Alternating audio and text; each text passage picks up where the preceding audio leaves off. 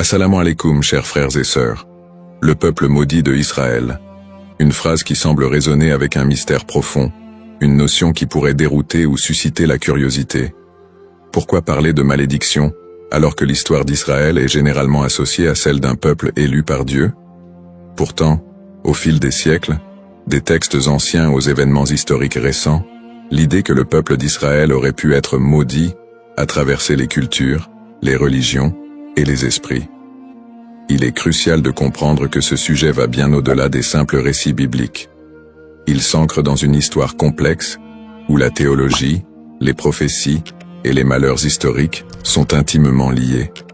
Cette notion de malédiction trouve son écho dans les croyances populaires, mais aussi dans des interprétations religieuses et culturelles, parfois mal comprises. Pourquoi ce sujet mérite-t-il notre attention aujourd'hui? Parce que ce n'est pas simplement un concept historique, mais une idée qui a façonné la perception mondiale d'un peuple tout au long des âges.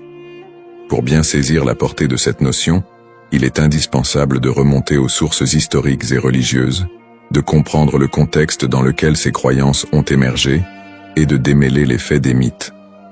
Le terme de peuple maudit a souvent été utilisé dans divers contextes pour parler du peuple d'Israël, mais que signifie-t-il réellement? Dans la Bible, en particulier dans l'Ancien Testament, les relations entre le peuple hébreu et Dieu sont parfois marquées par des promesses de bénédiction, mais aussi des avertissements de malédiction en cas de désobéissance. Dans le livre du Deutéronome, par exemple, Dieu promet des bénédictions à Israël s'ils obéissent à ses commandements, mais il y a également des malédictions redoutables s'ils s'en écartent. Parmi ces malédictions, on trouve des prophéties qui parlent d'exil, de souffrance et de dispersion à travers le monde. Ces passages ont alimenté des siècles d'interprétations théologiques, renforçant l'idée que certaines périodes de souffrance du peuple juif pourraient être vues comme des châtiments divins. Au-delà de la Bible, l'histoire du peuple d'Israël, marquée par les conquêtes, les destructions, l'exil et les persécutions, a renforcé cette image d'un peuple qui porte un poids historique lourd. Depuis la destruction du premier et du second temple de Jérusalem, en passant par les diasporas forcées, jusqu'aux tragédies plus récentes comme la Shoah, beaucoup ont vu dans ces événements des échos de ces anciennes malédictions bibliques. Mais ces interprétations ne sont pas uniquement religieuses. Elles se sont parfois transformées en idéologie politique et sociale. La perception négative et les stéréotypes autour du peuple juif au cours de l'histoire ont souvent renforcé cette idée de malédiction, parfois utilisée pour justifier des discriminations et des persécutions. La notion de peuple maudit a ainsi été instrumentalisée à travers les siècles.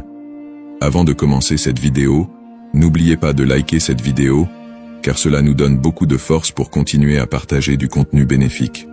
Et je vous invite à vous abonner à notre chaîne et d'activer la cloche de notification pour rester informé de nos prochaines publications sur la foi islamique. Merci et bonne vidéo. L'objectif de cette vidéo est d'analyser et de comprendre cette idée complexe et souvent mal interprétée de peuple maudit. Quelles en sont les racines historiques, religieuses et sociales? Comment a-t-elle évolué au fil du temps et pourquoi est-elle encore parfois utilisée pour expliquer des événements tragiques dans l'histoire du peuple juif? Alors, restez avec moi jusqu'à la fin pour découvrir cela. Si vous avez des questions ou des commentaires en cours de route, n'hésitez pas à les laisser en bas. J'apprécie beaucoup vos retours. Allons-y. Au cours de cette vidéo, nous allons explorer les textes religieux qui évoquent cette malédiction, en particulier la Bible et d'autres écrits anciens. Revisiter les grandes étapes de l'histoire d'Israël, de l'époque biblique jusqu'à nos jours, pour comprendre comment ces événements ont pu renforcer cette idée dans les esprits. Discuter des interprétations théologiques de ces malédictions et comment elles ont été perçues par différentes religions et cultures à travers le monde. Démystifier cette notion en explorant les aspects symboliques et les récupérations idéologiques qui ont façonné cette image négative. Cette exploration vous permettra de comprendre les tenants et aboutissants de cette idée profondément enracinée dans l'histoire de l'humanité. Il est important de ne pas se laisser emporter par des idées simplistes, mais de creuser la profondeur de ce concept pour en dégager des vérités historiques et spirituelles. Origine d'Israël. L'histoire du peuple israélite débute avec les récits bibliques de la Genèse, où Dieu promet à Abraham, un patriarche hébreu, qu'il deviendra le père d'une grande nation. Cette promesse divine est le point de départ de la formation du peuple d'Israël. Selon la tradition, Abraham, Isaac, son fils, et Jacob, son petit-fils, sont les ancêtres directs de ce peuple, souvent appelés les patriarches. Jacob, après avoir lutté avec un ange, reçoit de Dieu un nouveau nom, Israël, et ses descendants sont appelés les Israélites. Le livre de l'Exode raconte l'histoire de la libération du peuple hébreu de l'esclavage en Égypte sous la direction de Moïse. C'est un moment fondamental dans l'histoire d'Israël, où Dieu scelle une alliance avec les Israélites au mont Sinaï.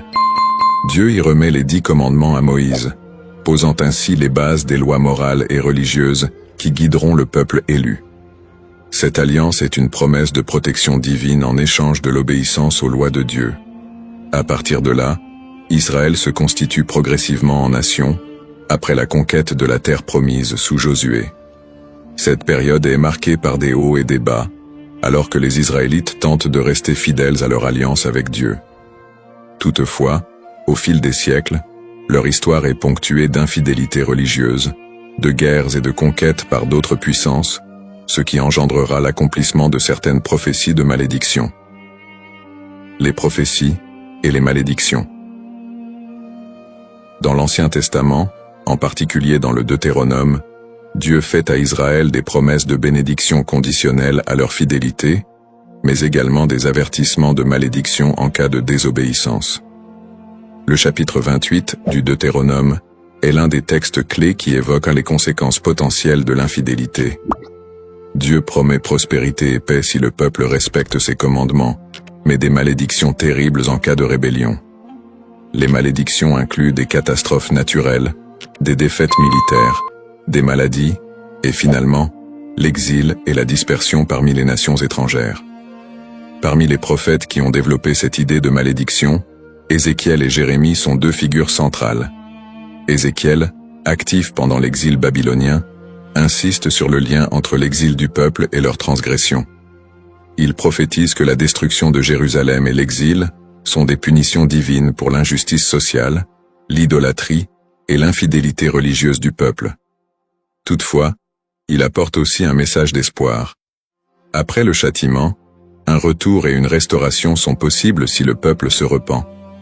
Jérémie, qui vécut également durant la chute de Jérusalem en 586 avant Jésus-Christ, avertit constamment le peuple des malheurs à venir s'il ne se détourne pas de l'idolâtrie et des injustices. Il prophétise la destruction imminente du temple de Jérusalem et l'exil des Judéens en Babylonie. Dans Jérémie 25, il annonce que cette période d'exil durera 70 ans, après quoi Dieu permettra leur retour. Ces prophéties sont souvent vues comme des annonces de malédiction qui pèsent sur Israël en raison de son infidélité à l'alliance. Cependant, elles sont également porteuses d'un espoir de rédemption, promettant que si le peuple retourne à Dieu, il retrouvera sa place privilégiée. Une autre dimension importante des malédictions dans l'Ancien Testament concerne le temple de Jérusalem. La destruction du premier temple par les Babyloniens en 586 avant Jésus-Christ, puis la destruction du second temple par les Romains en 70 après Jésus-Christ, sont vus comme des châtiments pour la désobéissance du peuple. Ces événements ont renforcé l'idée d'un peuple souffrant sous le poids de la malédiction divine. Persécutions historiques. L'histoire du peuple d'Israël est marquée par une série de persécutions et d'exils, souvent perçues à travers le prisme des malédictions bibliques. Le premier grand exil, celui de Babylone, survient après la destruction du premier temple en 586 avant Jésus-Christ. Par la suite, les Babyloniens déportent une grande partie des habitants de Juda, ce qui marque le début d'une longue période de diaspora. Après un retour partiel en terre d'Israël et la reconstruction du temple, les siècles suivants ne sont pas exempts de nouvelles épreuves. La période hellénistique, marquée par les conquêtes d'Alexandre le Grand, puis la domination romaine, amène son lot de tensions religieuses et politiques. Le peuple juif subit de nouvelles persécutions, notamment sous l'occupation romaine. La destruction du Second Temple en 70 après Jésus-Christ par les Romains, sous l'empereur Titus, est un moment charnière dans l'histoire d'Israël. Cet événement marque le début de la grande diaspora, alors que le peuple juif est dispersé dans tout l'Empire romain et au-delà. La révolte de Bar Kokhba, en 135 après Jésus-Christ, aboutit à une nouvelle défaite et à un exil encore plus massif. À partir de ce moment, les Juifs deviennent un peuple sans terre, vivant en exil, souvent en minorité, et subissant de nombreuses discriminations et persécutions. Durant le Moyen-Âge, en Europe et dans le monde islamique, les Juifs font souvent l'objet de suspicions, de discriminations légales, et parfois de pogroms violents. Les croisades, notamment, voient des massacres de communautés juives en Europe.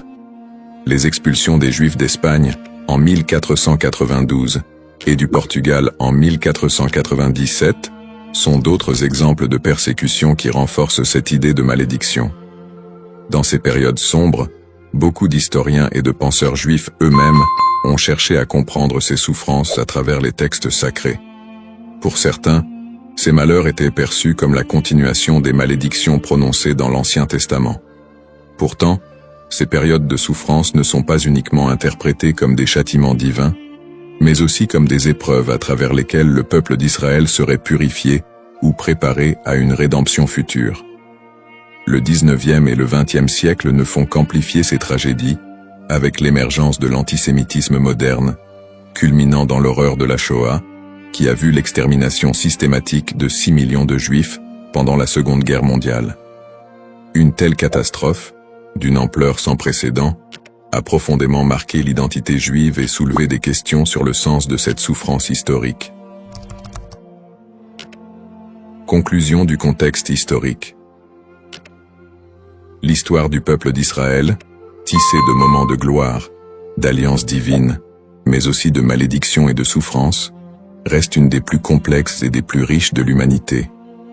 Les prophéties bibliques de malédiction, les exils répétés, les destructions de lieux sacrés et les persécutions à travers les siècles ont façonné la perception du peuple juif, tant de leur propre point de vue que de celui des autres nations. Le concept de peuple maudit, les bases théologiques, l'idée de malédiction dans les textes religieux, en particulier dans la tradition judéo-chrétienne, est un concept riche et complexe. Les malédictions sont souvent prononcées par Dieu en réponse à l'infidélité ou à l'injustice du peuple. Dans la Bible, notamment dans le livre du Deutéronome, Dieu promet des bénédictions à Israël pour leur obéissance, mais aussi des malédictions en cas de désobéissance. Ces malédictions incluent des souffrances, des exils et d'autres calamités, illustrant le caractère conditionnel de l'alliance entre Dieu et son peuple. La distinction entre malédiction divine et humaine est essentielle. Les malédictions divines, souvent exprimées par des prophètes, sont vues comme des conséquences directes de l'action humaine contre les commandements divins. En revanche, les malédictions humaines peuvent découler de superstitions, de croyances populaires ou d'anathèmes lancés par des individus ou des groupes en réponse à des actes perçus comme immoraux. Cette différence met en lumière le rôle de la responsabilité humaine dans la réception de ces malédictions. Les prophètes, tels qu'Ézéchiel et Jérémie, jouent un rôle crucial dans la communication de ces malédictions. Leur message souligne que ces châtiments ne sont pas simplement des expressions de colère divine, mais des appels à la repentance et à la restauration.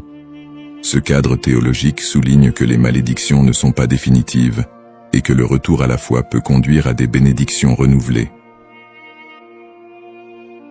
Malédiction et mythe.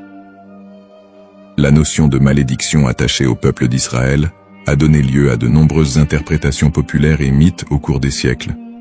Dans les traditions chrétiennes et islamiques, des récits sur le peuple juif ont souvent été associés à des idées de punition divine. Ces interprétations, parfois teintées d'hostilité, ont conduit à la propagation de stéréotypes négatifs. Historiquement, des récits de malédiction ont été utilisés pour justifier des persécutions contre les Juifs. Par exemple, l'idée que le peuple juif a été maudit en raison de la crucifixion de Jésus a été utilisée pour alimenter l'antisémitisme. Ces interprétations ont pris racine dans des contextes sociopolitiques où le peuple juif était perçu comme un bouc émissaire, lors de périodes de crise ou de bouleversements sociaux. La manière dont ces malédictions ont été comprises et transmises à travers les siècles a également façonné les perceptions collectives du peuple juif. Les récits de souffrance et de malédiction ont souvent été amalgamés dans la culture populaire, créant un imaginaire collectif qui persiste jusqu'à aujourd'hui. Cette dynamique entre malédiction et mythe a ainsi contribué à la stigmatisation du peuple juif à travers l'histoire. Analyse moderne. Dans le contexte moderne, le concept de peuple maudit a pris des formes variées et a été réinterprété sous différents angles. L'antisémitisme historique, qui a trouvé ses racines dans ces idées de malédiction, demeure une réalité dans de nombreuses sociétés. Les stéréotypes associés à la malédiction continuent d'alimenter des préjugés, parfois de manière insidieuse, dans le discours contemporain. Cependant, avec l'essor des mouvements de droits civiques et des études critiques sur l'antisémitisme, il y a eu une tentative de déconstruire cette notion de malédiction. Des intellectuels et des théologiens contemporains cherchent à recontextualiser les récits bibliques en mettant en avant le message de rédemption et de justice qui les sous-tend. L'idée que les souffrances du peuple juif sont uniquement le résultat de la malédiction divine est de plus en plus contestée, au profit d'une approche qui valorise la résilience et l'identité culturelle du peuple juif.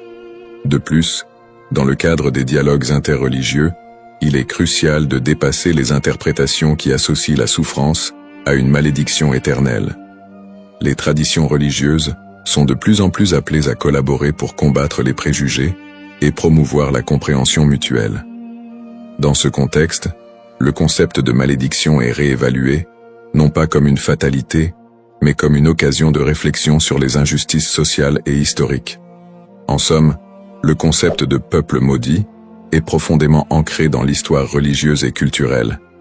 Il invite à une réflexion sur la manière dont les textes sacrés et les croyances ont été interprétés à travers les âges, souvent avec des conséquences tragiques. L'exploration de ce thème permet non seulement de mieux comprendre les défis historiques du peuple juif, mais aussi de s'engager dans un dialogue constructif sur les identités et les histoires partagées dans le monde contemporain. La diaspora et les épreuves du peuple juif vit en diaspora. La diaspora juive, qui a débuté avec l'exil babylonien au VIe siècle avant J.C., a été marquée par une série de défis sans précédent. Une fois dispersé à travers le monde, le peuple juif a dû naviguer dans des environnements souvent hostiles. Les communautés juives ont fait face à des persécutions, à des migrations forcées et à la ghettoisation, qui ont toutes contribué à forger leur identité collective. Dans de nombreux pays, les Juifs étaient considérés comme des étrangers, souvent sujets à la méfiance et à la stigmatisation. Dans l'Europe médiévale, par exemple, ils étaient fréquemment accusés de diverses calamités, comme la peste noire, et ont été victimes de violences antisémites. Les Juifs étaient souvent contraints de vivre dans des quartiers séparés, appelés ghettos, où leur liberté était limitée. Cette ghettoisation a servi à isoler les communautés juives, créant un environnement d'exclusion qui a renforcé les stéréotypes négatifs. Les migrations forcées ont également eu un impact considérable sur la vie juive en diaspora. Des expulsions massives, comme celle des Juifs d'Espagne en 1492, ont conduit à une dispersion rapide vers des régions comme l'Empire ottoman, le nord de l'Afrique et plus tard les Amériques. Ces déplacements ont souvent été motivés par des conditions de vie insupportables et des menaces physiques, mais ils ont également permis aux Juifs de préserver et d'adapter leur culture dans de nouveaux contextes. Malgré ces défis, les communautés juives ont réussi à maintenir leurs traditions et à s'adapter aux réalités locales. Elles ont développé des réseaux de solidarité, créant des institutions éducatives et religieuses pour assurer la transmission de leur héritage culturel et spirituel. Cette résilience face à l'adversité est une caractéristique marquante de l'expérience juive en diaspora. Les pogroms et l'Holocauste. Les pogroms, qui ont commencé en Europe à partir du IXe siècle, illustrent la violence persistante à laquelle les Juifs ont été confrontés. Ces émeutes violentes, souvent encouragées par des autorités locales, ont mené à des massacres, à des pillages et à des destructions de synagogues. Un des pogroms les plus connus est celui de Kitchinev en 1903, qui a entraîné la mort de dizaines de Juifs et laissé des centaines d'autres blessés.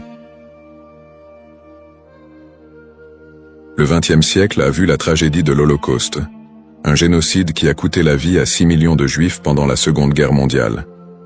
Les nazis ont systématiquement exterminé les Juifs européens, mettant en place des camps de concentration et d'extermination. Malgré ces persécutions violentes, de nombreuses histoires de survie émergent, mettant en lumière le courage et la détermination du peuple juif. Des groupes de résistance, des réseaux de sauvetage et des actes de bravoure individuels témoignent de la volonté de maintenir l'humanité et la dignité face à l'inhumanité. L'Holocauste a laissé une empreinte indélébile sur la mémoire collective juive. Les survivants ont dû reconstruire leur vie dans un monde souvent indifférent à leurs souffrances. Cette tragédie a également catalysé des mouvements politiques qui ont conduit à la création de l'État d'Israël en 1948, un point tournant dans l'histoire juive moderne. Lutte pour l'identité et la terre promise. Les épreuves subies par le peuple juif en diaspora ont profondément influencé son identité collective. Face à l'adversité, une identité juive résiliente a émergé, mêlant traditions séculaires, pratiques religieuses et un sentiment d'appartenance à une histoire commune. Cette lutte pour la survie a également renforcé un lien indéfectible avec la terre d'Israël, considérée comme la terre promise dans la tradition juive. Ce lien a été ravivé tout au long de l'histoire, notamment lors des mouvements sionistes du XIXe et du XXe siècle, qui ont cherché à établir un foyer national juif en Palestine. Pour de nombreux juifs, la terre d'Israël représente non seulement un lieu géographique, mais également un symbole de liberté, d'identité et d'unité. Les événements tragiques de l'histoire juive, comme l'Holocauste, ont également renforcé l'urgence de cette quête, suscitant un mouvement pour un retour à la terre d'Israël. En somme, l'expérience de la diaspora a été marquée par des défis extrêmes, mais aussi par une résilience remarquable. Les persécutions, les pogroms et l'Holocauste ont non seulement laissé des cicatrices, mais ont également façonné une identité juive forte, ancrée dans une histoire partagée et un attachement profond à la terre d'Israël. Ce processus de formation de l'identité juive, en réponse aux épreuves, continue de jouer un rôle crucial dans la vie des Juifs du monde entier aujourd'hui. Le retour en Israël et l'État moderne, sionisme et création de l'État d'Israël. Le mouvement sioniste, qui a émergé à la fin du XIXe siècle, constitue un tournant majeur dans l'histoire juive moderne. À cette époque, les Juifs d'Europe étaient confrontés à une montée de l'antisémitisme et à des conditions de vie précaires, notamment en Russie et en Europe de l'Est. Ces difficultés ont suscité un besoin pressant d'un foyer national. Theodor Herzl, considéré comme le père du sionisme politique, a articulé cette aspiration dans son livre L'État juif, 1996, où il propose la création d'un État juif en Palestine, comme réponse à l'antisémitisme rampant. Le sionisme a pris plusieurs formes, allant du sionisme politique de Herzl à des visions plus socialistes et culturelles, comme celles de figures comme David Ben-Gourion et Ahad Ha'am. Le premier congrès sioniste a eu lieu à Bâle, en 1897, où les participants ont décidé de promouvoir l'établissement d'un foyer national juif en Palestine par des moyens diplomatiques et légaux. À la suite de la déclaration Balfour de 1917, dans laquelle le gouvernement britannique a exprimé son soutien à l'établissement d'un foyer national juif en Palestine, le mouvement sioniste a gagné en légitimité. Cependant, la réalité sur le terrain était complexe. La Palestine était alors habitée par une majorité arabe qui a vu l'immigration juive comme une menace pour ses droits et ses terres. Cette situation a semé les graines des conflits futurs. Après la Seconde Guerre mondiale et l'Holocauste, qui a décimé la population juive d'Europe, le besoin d'un refuge sécurisé a été accentué. En 1947, l'Assemblée générale des Nations unies a voté pour diviser la Palestine en deux États, un juif et un arabe. Les leaders juifs ont accepté le plan, mais les dirigeants arabes l'ont rejeté. Le 14 mai 1948, David Ben-Gourion a proclamé l'indépendance de l'État d'Israël, ce qui a entraîné la première guerre israélo-arabe. En dépit de l'opposition régionale, Israël a réussi à établir un État et à absorber un grand nombre de réfugiés juifs du monde entier, notamment des survivants de l'Holocauste. Conflit moderne. Depuis sa création, l'État d'Israël a été plongé dans une série de conflits régionaux qui ont souvent été alimentés par des tensions ethniques et religieuses. Les guerres avec les pays arabes voisins, notamment les guerres de 1948, 1967 et 1973, ont défini les frontières et les relations diplomatiques de l'État moderne. Les tensions avec les populations palestiniennes ont également été une source constante de conflits, culminant avec les intifadas des années 1980 et 2000, où des soulèvements populaires ont éclaté en réponse à l'occupation israélienne des territoires palestiniens. Le conflit israélo-palestinien est un point focal des tensions au Moyen-Orient, où des questions de droits territoriaux, d'autodétermination et de sécurité se croisent. Les territoires de la Cisjordanie et de Gaza sont devenus des symboles de la lutte pour la reconnaissance et la dignité des Palestiniens. Les colonies israéliennes en Cisjordanie et les conditions de vie à Gaza ont engendré des critiques internationales et des tensions croissantes. Sur le plan religieux, les sites sacrés tels que Jérusalem revêtent une signification particulière pour les Juifs, les chrétiens et les musulmans, exacerbant les conflits. L'accès aux lieux saints est souvent un point de discorde, avec des épisodes de violence autour du mont du Temple et du dôme du Rocher. Peut-on encore parler d'un peuple maudit aujourd'hui? La question de savoir si l'on peut encore parler d'un peuple maudit aujourd'hui mérite d'être examinée sous différents angles. D'une part, le peuple juif a par moments été perçu comme victime d'une malédiction, surtout dans le contexte des souffrances historiques, des persécutions et de l'Holocauste. Cette perception s'est parfois traduite par des stéréotypes négatifs et un antisémitisme durable qui persistent encore dans certaines sociétés contemporaines. D'autre part, l'idée de peuple maudit ne rend pas pleinement compte de la résilience, de l'innovation et des contributions culturelles des Juifs à la société mondiale. Après des siècles de persécution, les Juifs ont réussi à établir un État souverain, à revitaliser leur culture et à jouer un rôle significatif dans divers domaines tels que la science, l'art et la politique. Cette renaissance culturelle et nationale contredit l'idée d'une malédiction éternelle. Aujourd'hui, beaucoup de Juifs se définissent non pas par leurs souffrances passées, mais par leur identité culturelle et leur engagement envers des valeurs de justice, de paix et de coexistence. L'État d'Israël, bien qu'encore confronté à des défis internes et externes, est un symbole de survie et de détermination pour de nombreux Juifs dans le monde. Ainsi, plutôt que de voir le peuple juif à travers le prisme d'une malédiction, il est plus approprié de reconnaître la complexité de son histoire, marquée par des luttes et des triomphes, et d'appréhender la diaspora juive comme une histoire d'espoir, de résilience et de quête d'identité. Dans cette exploration du thème du peuple maudit d'Israël, nous avons retracé l'histoire complexe des Juifs, de leurs origines dans l'Antiquité à leur établissement moderne en tant qu'État souverain. Nous avons examiné le contexte historique et religieux, en soulignant les épreuves de la diaspora, les persécutions et les tragédies comme les pogroms et l'Holocauste.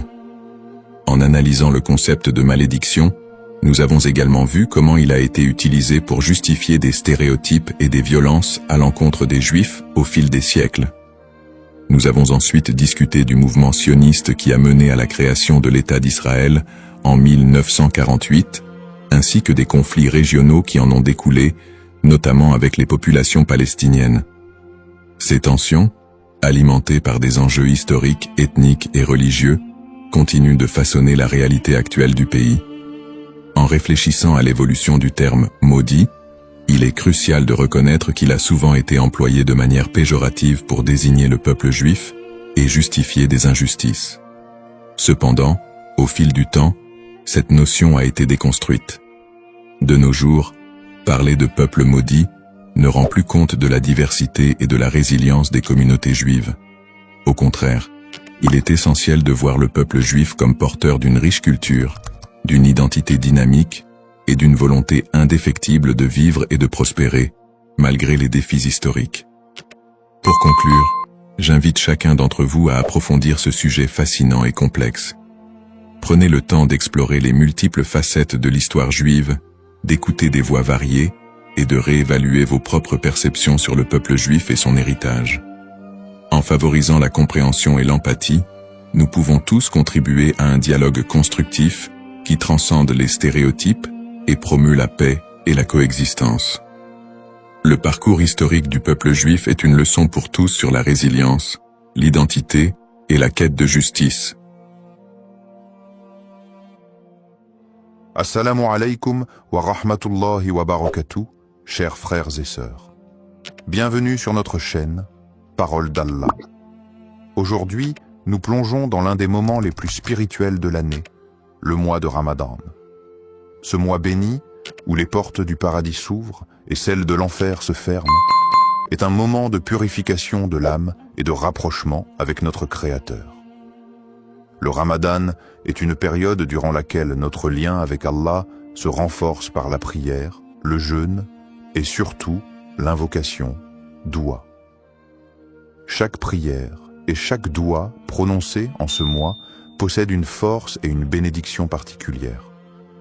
Dans cette vidéo, nous allons explorer un doua spécifique, puissant et significatif que vous pouvez réciter pendant ce mois sacré. Nous verrons comment cette invocation peut transformer nos vies et nous rapprocher davantage de la miséricorde d'Allah. Avant de commencer cette vidéo, n'oubliez pas de liker cette vidéo, car cela nous donne beaucoup de force pour continuer à partager du contenu bénéfique. Et je vous invite à vous abonner à notre chaîne et d'activer la cloche de notification pour rester informé de nos prochaines publications sur la foi islamique. Partagez-la avec vos proches et laissez un commentaire pour me dire ce que vous en pensez. Merci et bonne vidéo. L'importance du doua dans le mois de Ramadan.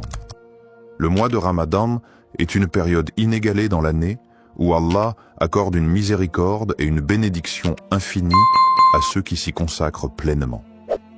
Parmi les plus grandes bénédictions de ce mois figure l'importance du doua.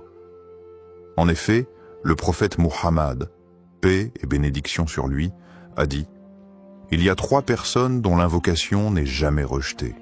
Celui qui jeûne jusqu'à ce qu'il rompe son jeûne, le juste dirigeant, et celui qui fait doua pour son frère en son absence. » Tirmidhi. Ce hadith montre clairement que pendant le Ramadan, les invocations sont particulièrement efficaces et puissantes. Le mois de Ramadan est un moment unique où les portes du ciel sont largement ouvertes et où Allah écoute plus attentivement les prières de ses serviteurs. C'est un mois de pardon et de miséricorde, une occasion en or pour demander à Allah ce que l'on désire, que ce soit la purification de l'âme, la guérison ou la bénédiction dans nos vies. Le prophète Muhammad, paix et bénédiction sur lui, nous a également enseigné que, quand le Ramadan commence, les portes du paradis s'ouvrent, les portes de l'enfer se ferment et les démons sont enchaînés. Sahih al-Bukhari. Cela témoigne de l'atmosphère spirituelle particulièrement propice pour faire des douas pendant ce mois. Le mois de Ramadan est aussi l'occasion de vivre des événements spirituels d'une importance capitale, notamment la nuit du destin, Laylat al-Qadr. Cette nuit, qui se trouve dans les 10 derniers jours de Ramadan, est mieux que 1000 mois. Le Coran dit « La nuit du destin est meilleure que 1000 mois ». Surat al-Qadr, 97, 3. Pendant cette nuit, les anges descendent sur la terre et les prières sont exaucées. C'est donc le moment idéal pour faire des douas, car Allah, dans sa grandeur et sa miséricorde infinie, accorde une attention toute particulière à ses serviteurs en cette période. C'est un mois où chaque prière devient une opportunité d'obtenir des bénédictions et des réponses divines. Le doua est un acte d'humilité et de soumission totale à Allah, et pendant le mois de Ramadan, cet acte est particulièrement favorisé. Nous devons saisir cette occasion pour purifier nos cœurs, solliciter le pardon d'Allah et demander des bénédictions pour nous-mêmes, nos proches, et même pour l'ensemble de la communauté musulmane. Le doua du Ramadan, signification et puissance. Le doua est un acte de soumission et de demande auprès d'Allah, et pendant le mois de Ramadan, cet acte prend une dimension particulière. Le mois de Ramadan est une période de purification spirituelle où chaque prière et chaque invocation est une occasion d'obtenir la miséricorde divine. Dans ce contexte, certains douas ont une puissance et une signification profonde, et parmi ceux-ci, il existe un doua spécifique recommandé pour ce mois béni. Le doua pour la rédemption et le pardon. Le doua pour la rédemption et le pardon. Un des douas les plus recommandés pendant le mois de Ramadan est le doua pour demander le pardon et la miséricorde d'Allah. Il s'agit de l'invocation suivante, souvent récitée durant ce mois sacré. Allahumma innaka afu, tuhibbul afu, fa'af anni. Allahumma innaka afuwun tuhibbu al-afwa fa'fu anni. Oh Allah, tu es pardonnant, tu aimes le pardon, alors pardonne-moi. Hadith rapporté par Al-Tirmidhi. Ce doua est une invocation très puissante et profonde. Elle est recommandée de manière spéciale durant les dernières nuits de Ramadan, notamment durant la nuit du destin, Laylat al-Qadr, lorsque les bénédictions et les bénédictions divines sont multipliées. Le doua exprime l'humilité et le besoin absolu de la miséricorde d'Allah. Signification des mots et impact spirituel. Chaque mot de ce doua est riche en signification et en implications spirituelles. Voici une explication détaillée de ces éléments clés. Allahumma innaka. Ce mot commence l'invocation par le nom d'Allah, une manière de se rappeler qu'Allah est celui vers qui toute demande doit être adressée. Ce début marque le recueillement, le respect et l'humilité devant Allah. Afuwun. Cela fait référence à la qualité divine d'Allah qui est pardonnant. Ce mot indique une forme de pardon bienveillant, plus que simplement accorder le pardon. Allah, dans sa grande miséricorde, ne se contente pas de pardonner les péchés, mais il efface leurs traces et les conséquences. C'est ce pardon purifiant qui est demandé ici. Tuhibbu al-afwa. Cette phrase signifie que tu aimes le pardon. Cela nous rappelle que le pardon est une qualité précieuse dans l'islam. Et Allah non seulement pardonne, mais il aime pardonner à ses serviteurs qui se repentent sincèrement. Il est la source de tout pardon et aime purifier ceux qui se tournent vers lui avec un cœur sincère. Fa'fu anni. Ici, on demande directement à Allah de pardonner nos fautes. Le mot fa'fu est plus que le simple pardon. Il implique l'effacement total des péchés et des erreurs, une grâce qui est renouvelée chaque jour pendant le mois de Ramadan. Cette invocation, d'une simplicité apparente, est profondément spirituelle. Elle illustre parfaitement l'âme du Ramadan, qui est un mois de purification, de repentance et de réconciliation avec Allah.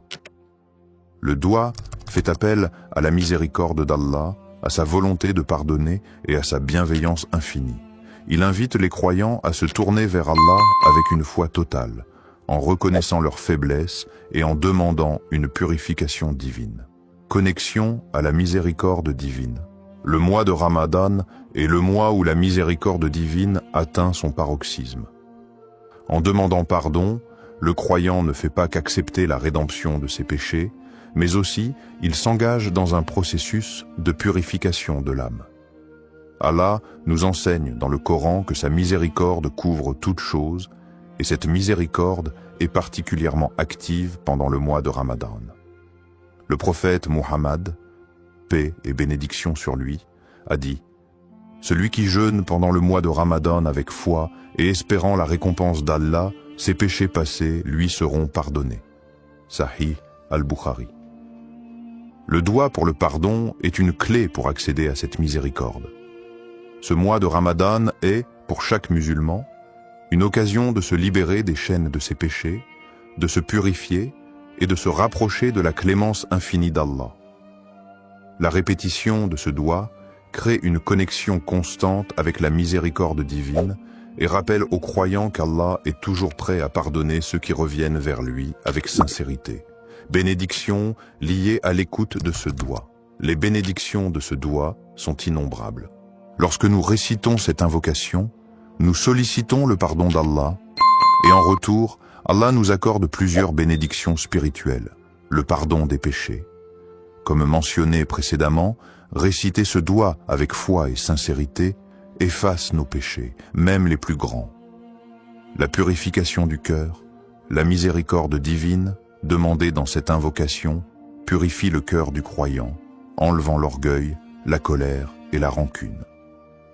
La proximité d'Allah. En demandant pardon à Allah, nous établissons un lien plus intime avec lui. Le doigt nous rappelle que nous sommes toujours dépendants de sa miséricorde et que notre relation avec lui est celle d'un serviteur humble. Les bénédictions dans la vie. Le pardon d'Allah pendant le Ramadan se traduit également par des bénédictions dans notre vie quotidienne. Ces bénédictions peuvent se manifester sous forme de paix intérieure, de prospérité spirituelle et matérielle, et d'un sentiment général de bien-être. En conclusion, le doigt du Ramadan est une clé spirituelle puissante qui ouvre les portes de la miséricorde d'Allah et nous permet de vivre ce mois sacré dans une pureté renouvelée. En le récitant sincèrement, nous espérons être touchés par la miséricorde divine et bénéficier de toutes les bénédictions qu'Allah réserve à ceux qui cherchent son pardon. Histoire inspirante. Un doigt écouté pendant Ramadan. Il y a quelques années, un frère musulman nommé Ahmed vivait un moment difficile dans sa vie. Il avait perdu son emploi, sa situation financière était instable et il ressentait une profonde inquiétude quant à son avenir. Chaque jour, il se battait contre la peur et le doute, se demandant s'il serait capable de subvenir à ses besoins et à ceux de sa famille. En ce mois de Ramadan, il décida de se tourner pleinement vers Allah, espérant que ce mois sacré, porteur de bénédictions, serait l'occasion pour lui de trouver une réponse divine.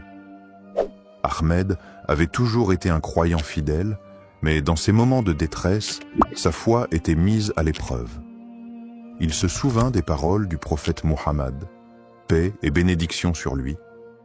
Il n'y a rien de plus noble que de faire appel à Allah avec une invocation sincère, et Allah répondra, mais selon ce qui est meilleur pour vous. Sahih Muslim. Conscient de la miséricorde infinie d'Allah, il se dit qu'il devait faire confiance à Allah, peu importe l'issue de sa situation. Durant les nuits du Ramadan, Ahmed s'isola dans sa chambre après la prière de Tarawih, un moment calme où il pouvait se concentrer pleinement sur son invocation. Avec une profonde humilité et sincérité, il leva les mains vers Allah et récita ce doigt.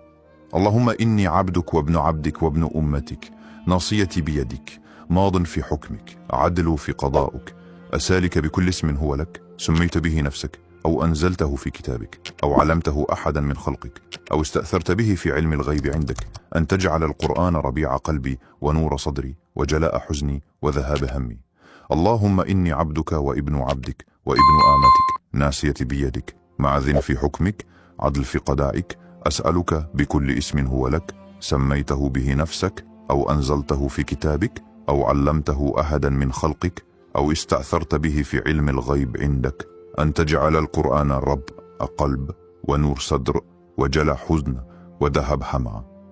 Ô Allah, je suis ton serviteur, fils de ton serviteur et fils de ta servante. Mon destin est entre tes mains et tout ce que tu ordonnes est juste et équitable. Je te demande, par tous les noms qui t'appartiennent, que tu as révélé dans ton livre ou enseigné à l'un de tes créatures, ou gardé dans le secret de ton savoir divin, que le Coran devienne le printemps de mon cœur, la lumière de ma poitrine, la guérison de ma tristesse et la disparition de mon souci. Cette invocation, exprimant une demande de guérison spirituelle, de paix intérieure et de bénédiction dans la vie d'Ahmed, marqua un tournant dans son Ramadan. Il répéta ce doigt avec une foi inébranlable, se rappelant que Ramadan est le mois où les portes de la miséricorde d'Allah sont largement ouvertes. Chaque mot de l'invocation résonnait profondément dans son cœur, et il ressentait une connexion spéciale avec Allah pendant ces moments de solitude. Les jours passaient, et bien que la situation extérieure d'Ahmed ne changeait pas immédiatement, il ressentait une paix intérieure qu'il n'avait pas connue depuis longtemps. Il continuait à faire des douas, mais ce sentiment de tranquillité le guidait dans ses prières et ses supplications. Un soir, après une prière de Taraweeh particulièrement émotive, il reçut un appel inattendu. C'était un ancien collègue qui lui proposait une opportunité de travail, une offre bien plus avantageuse que celle qu'il avait perdue. Non seulement cette offre répondait à ses besoins matériels, mais elle offrait également une chance de croître et de se rapprocher de ses valeurs spirituelles. Cela lui rappela instantanément le hadith du prophète Muhammad, paix et bénédiction sur lui. Quand Allah aime un serviteur, il l'éprouve. Sahih al-Bukhari. Il se rendit compte que cet emploi n'était pas simplement une solution à ses soucis, mais aussi une forme de réponse divine à ses supplications. Au-delà de l'aspect matériel, Ahmed ressentait dans son cœur une profonde gratitude envers Allah. Il se rappela que, bien que sa demande n'ait pas été exaucée immédiatement dans la forme qu'il avait anticipée, la réponse de Dieu était parfaite. Allah avait agi selon ce qui était le meilleur pour lui, non seulement en lui offrant une réponse à ses besoins, mais aussi en renforçant sa foi, en lui enseignant la patience, et en lui montrant que la miséricorde divine se manifeste de manière subtile et inouïe. Cette expérience marqua un tournant spirituel dans la vie d'Ahmed. Il comprit que chaque doua, même si la réponse n'est pas immédiate ou n'est pas conforme à nos attentes, est écoutée par Allah. Parfois, la réponse vient sous une forme différente de ce que nous imaginons, mais elle est toujours en accord avec ce qui est le mieux pour nous. Ce Ramadan, il apprit à se remettre complètement entre les mains d'Allah, à faire confiance à son plan, et à voir chaque épreuve comme une occasion d'approfondir sa foi. L'histoire d'Ahmed nous rappelle que chaque doua, pendant Ramadan, est un acte de foi, une forme de soumission à Allah. Parfois, les bénédictions ne sont pas visibles tout de suite, mais elles sont toujours présentes, enveloppées dans la sagesse et la miséricorde d'Allah. Les conditions du doua acceptées, ce qu'Allah attend de nous dans le mois béni de Ramadan et tout au long de l'année, les invocations, douas, sont une occasion précieuse pour les croyants de se rapprocher d'Allah et de solliciter ses bénédictions. Toutefois, pour que notre doua soit accepté, il y a des conditions que nous devons remplir, des comportements que nous devons adopter. Allah, dans sa miséricorde infinie, répond à nos prières, mais cette réponse dépend souvent de la sincérité de notre cœur et de notre engagement envers lui. Première, la sincérité dans la prière et la pureté d'intention. La première condition pour qu'un doua soit accepté est la sincérité du cœur. Lorsque nous élevons nos mains en supplication, nous devons nous assurer que notre demande vient d'un cœur pur, exempt de toute hypocrisie. Le prophète Muhammad, paix et bénédiction sur lui, a dit « Lorsque vous invoquez Allah, invoquez-le avec un cœur pur. » Sunan at-Tirmidhi. Il est crucial que notre intention soit claire et que nous ne cherchions pas à obtenir des bénéfices mondains par nos prières, mais bien à chercher le plaisir d'Allah. Cette sincérité dans la prière renforce notre relation avec Allah, car c'est un acte d'adoration qui doit être fait uniquement pour lui. 2. Le rôle du tawakkul, la confiance en Allah, et la persévérance dans les invocations. Une autre condition essentielle pour que nos doua soient acceptés est le tawakkul, c'est-à-dire la confiance totale en Allah après avoir fait tous les efforts nécessaires. Il est important de se rappeler que, même si nous faisons des supplications, cela ne signifie pas que la réponse viendra instantanément ou selon nos attentes. Le tawakkul nous enseigne que nous devons faire confiance à la sagesse divine d'Allah, sachant qu'il sait ce qui est le mieux pour nous, même lorsque nous ne comprenons pas immédiatement le sens de sa réponse. Le prophète, paix et bénédiction sur lui, a aussi dit « Ne vous lassez pas d'invoquer Allah, car parfois la réponse arrive plus tard qu'on ne le désire, et Allah connaît le meilleur moment pour exaucer votre prière. » Sahih al-Bukhari. La persévérance dans les invocations est donc essentielle. Ne pas perdre espoir dans les moments de difficulté est une marque de foi profonde. Troisième, l'humilité, l'adoration et la patience dans la réponse de Dieu. L'humilité est également un élément crucial pour l'acceptation de notre dua.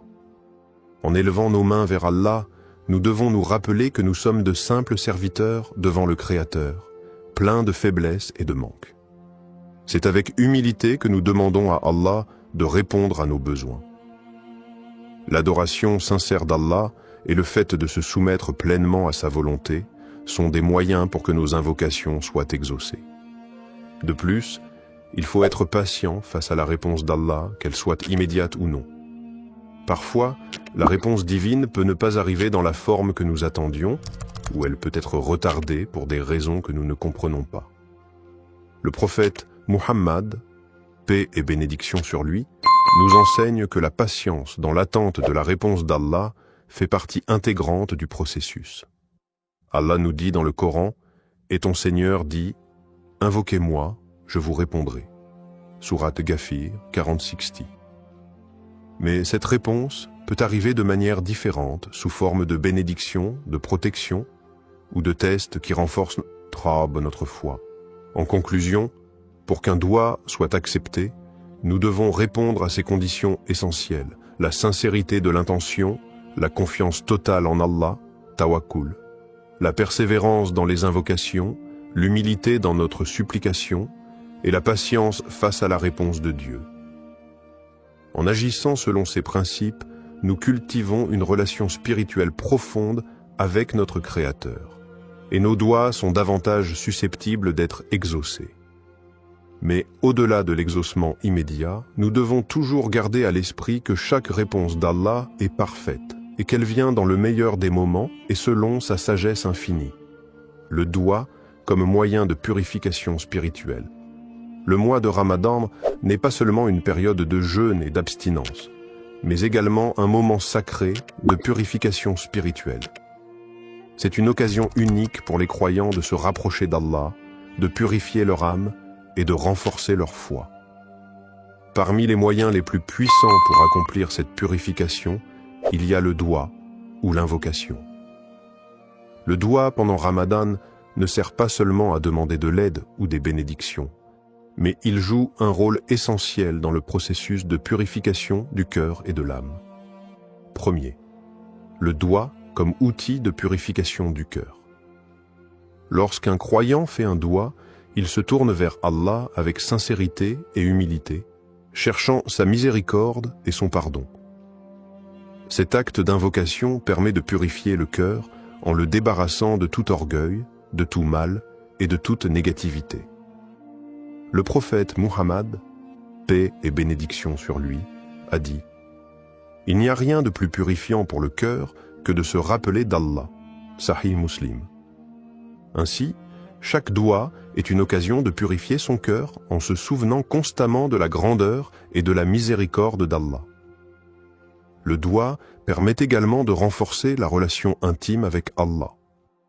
En invoquant Allah, on reconnaît sa dépendance totale envers lui, ce qui éveille un sentiment profond de soumission et de gratitude.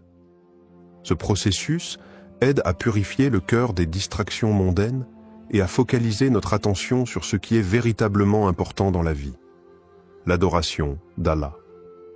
2. L'aspect de repentance et d'auto-amélioration pendant le Ramadan. Le mois de Ramadan est le mois de la purification spirituelle par excellence. C'est un moment où les portes du pardon sont largement ouvertes et où chaque croyant a l'opportunité de se purifier par la repentance, tauba, et de demander pardon à Allah pour ses péchés passés. Le doua joue un rôle clé dans ce processus de repentance. En demandant pardon avec sincérité, le croyant se purifie de ses fautes et rétablit une connexion plus forte avec Allah. Le prophète Muhammad, paix et bénédiction sur lui, a dit « Quiconque demande pardon pendant le Ramadan, Allah lui pardonne. » Sunan al-Tirmidhi. Cette promesse divine est un rappel puissant de la miséricorde d'Allah. Lors de nos invocations, il est important de nous repentir sincèrement de nos péchés et de demander à Allah de purifier notre cœur et notre âme. Le doua devient ainsi un acte de purification, non seulement de nos actions passées, mais aussi un moyen d'améliorer notre caractère et d'aller vers une version meilleure de nous-mêmes. Troisième, le doigt comme moyen de purification spirituelle profonde. Le doigt n'est pas seulement une demande d'aide, mais il est aussi une méthode pour nous purifier en tant qu'individus. C'est une manière d'implorer Allah de nous guider sur le droit chemin, d'effacer les imperfections de notre âme et de nous accorder la paix intérieure. Chaque invocation nous aide à nous détacher des préoccupations matérielles et à renforcer notre connexion avec Allah. Le Coran nous rappelle l'importance de la purification du cœur et de l'âme, notamment dans le verset suivant. Le jour où ni les biens ni les enfants ne profiteront, sauf celui qui viendra à Allah avec un cœur pur. Sourate Ash-Shu'ara, 26, 88 à 89. Ce verset souligne la nécessité d'avoir un cœur purifié pour mériter la proximité d'Allah et sa récompense. C'est dans le doua que le croyant trouve un moyen puissant de purifier son âme et de se préparer pour l'au-delà. Quatrième, la purification par l'humilité et la sincérité. Un autre aspect du doua pendant Ramadan est l'humilité qu'il induit. En levant les mains vers Allah et en lui demandant ce dont nous avons besoin, nous reconnaissons notre faiblesse et notre dépendance totale envers lui.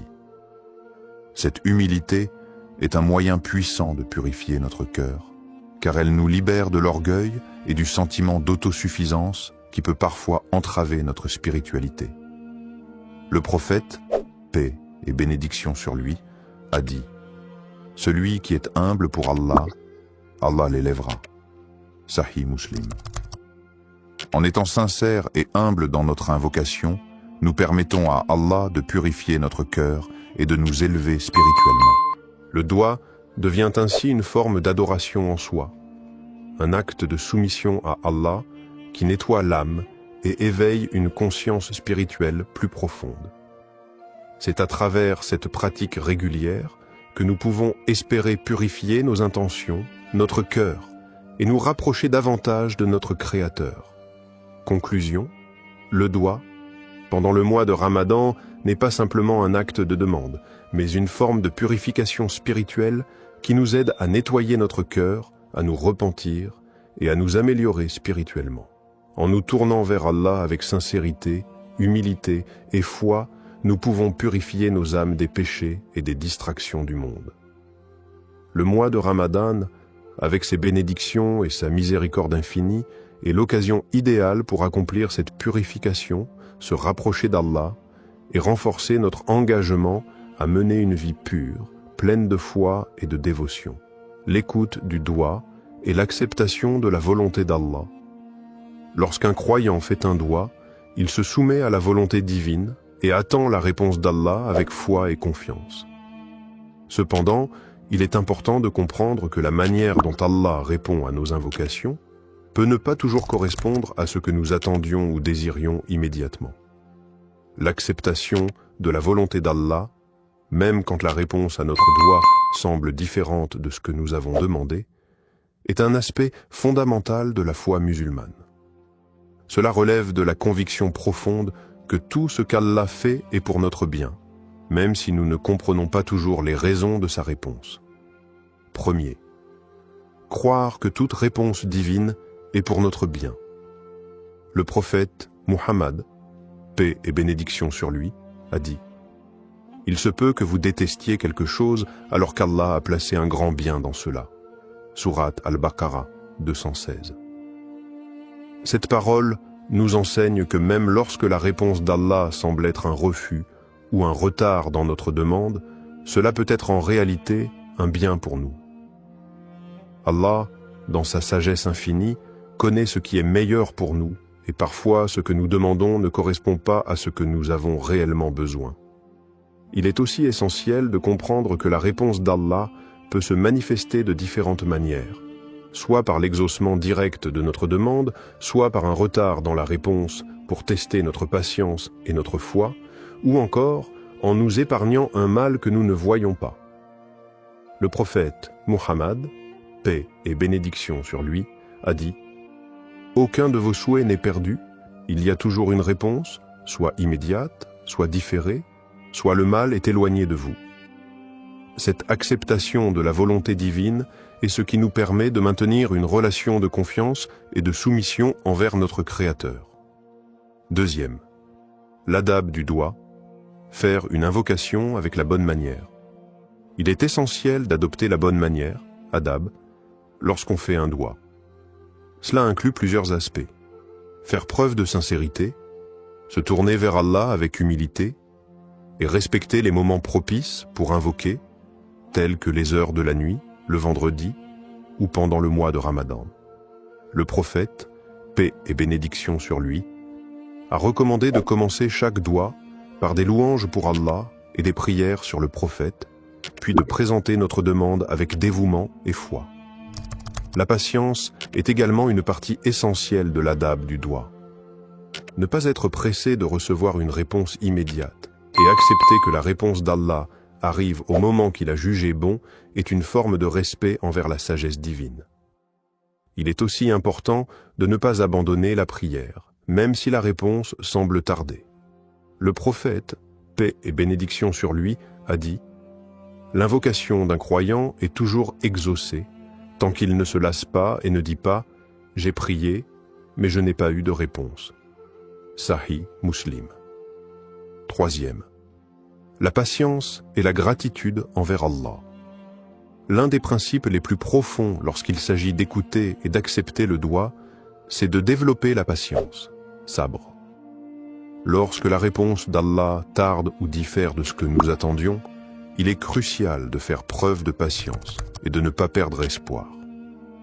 La patience, en attendant la réponse d'Allah, est une forme d'adoration en soi, et c'est par cette patience que nous prouvons notre foi et notre soumission totale à sa volonté. La gratitude, shukr, envers Allah, que la réponse soit positive ou différente de ce que nous espérions, est également essentielle. Remercier Allah pour toutes les bénédictions, même celles que nous ne comprenons pas immédiatement, nous aide à renforcer notre foi et à accepter la réponse divine avec un cœur apaisé. Le Coran nous rappelle « Et lorsque ton Seigneur t'a proclamé, appelez-moi, je vous répondrai. » Sourate Ghafir 40-60. Même si la réponse semble différer, cette promesse est un gage de l'écoute constante d'Allah et la patience dans l'attente devient une source de purification spirituelle. Conclusion. Le doigt est un moyen puissant de se rapprocher d'Allah, mais il exige également une profonde acceptation de la volonté divine. Croire que chaque réponse d'Allah, qu'elle soit immédiate ou non, est pour notre bien, est fondamental dans notre pratique. L'adab du doigt et l'importance de la patience et de la gratitude envers Allah nous aident à renforcer notre relation avec lui et à accepter sa sagesse infinie dans nos vies. Dans tout ce que nous demandons, il est crucial de nous rappeler qu'Allah nous accorde ce que nous désirons ou non, sa sagesse et sa miséricorde sont infiniment plus grandes que nos souhaits et nos attentes. Comment intégrer ce doigt dans ta vie quotidienne pendant Ramadan?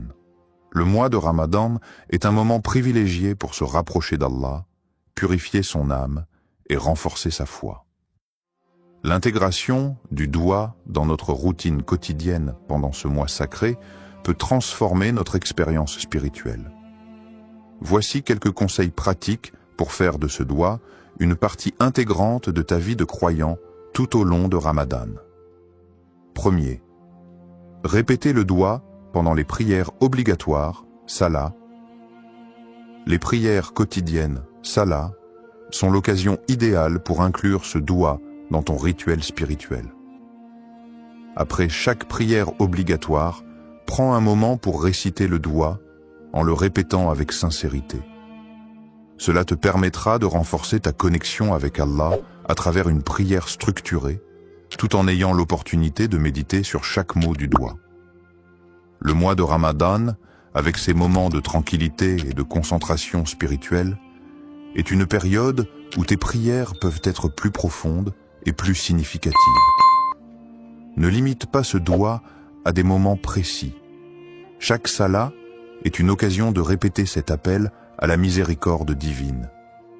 Plus tu répètes le doigt avec dévotion, plus tu t'imprègnes de ses significations profondes. 2. Intégrer le doigt dans tes moments de recueillement. Outre les prières obligatoires, les moments de recueillement tels que le tahajjud, prière de la nuit, le duha, prière du matin, ou même la période du fajr, avant l'aube, sont des occasions parfaites pour formuler ce doigt. Pendant ces moments de tranquillité, où l'esprit est plus apaisé, tu peux te concentrer pleinement sur les paroles que tu prononces et les émotions qu'elles suscitent. Ces moments de solitude avec Allah permettent de formuler des invocations sincères et réfléchies. Pendant Ramadan, profite de ces instants pour faire du doigt une pratique régulière et utilise chaque prière pour renforcer ton lien avec Allah.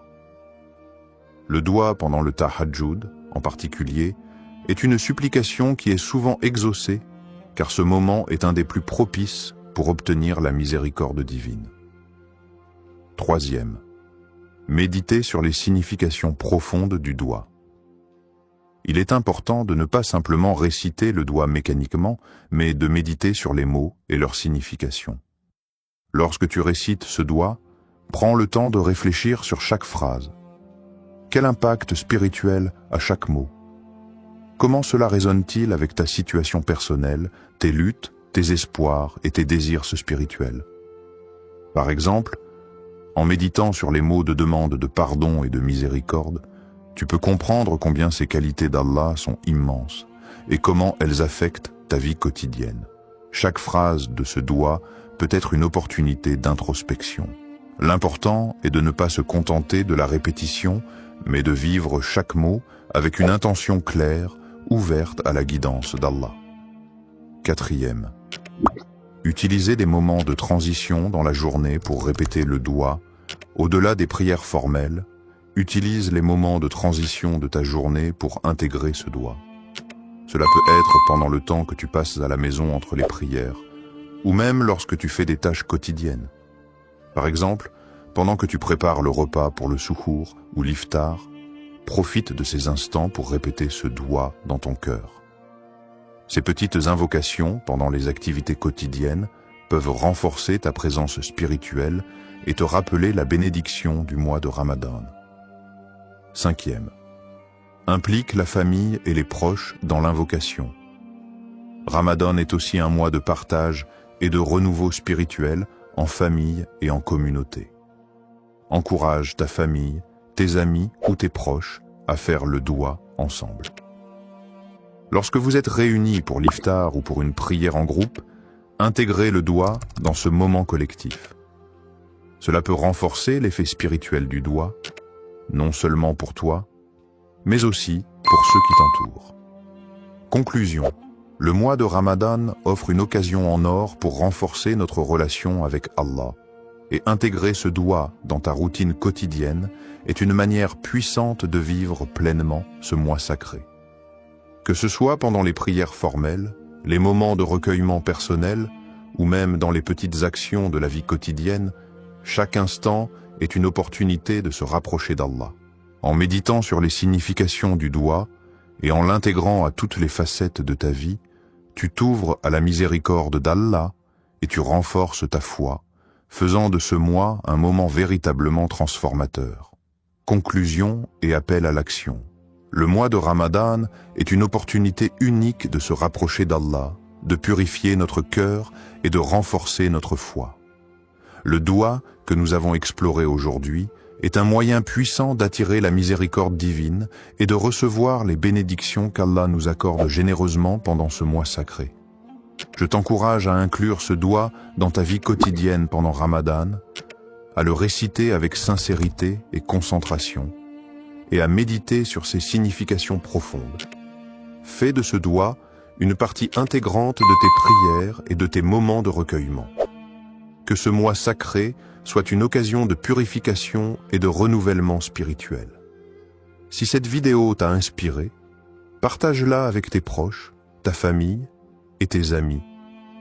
Invite-les à intégrer ce doigt dans leur vie aussi, pour que nous puissions tous bénéficier de la miséricorde infinie d'Allah. N'oublie pas que, même lorsque nous ne voyons pas immédiatement les résultats, Allah est toujours proche de nous et sa réponse est toujours pour notre bien. Pendant ce mois béni, confie-toi à Allah, persévère dans tes invocations et sois assuré que sa miséricorde englobe tout. Que cette période de Ramadan soit remplie de lumière, de paix et de bénédiction pour toi et tes proches.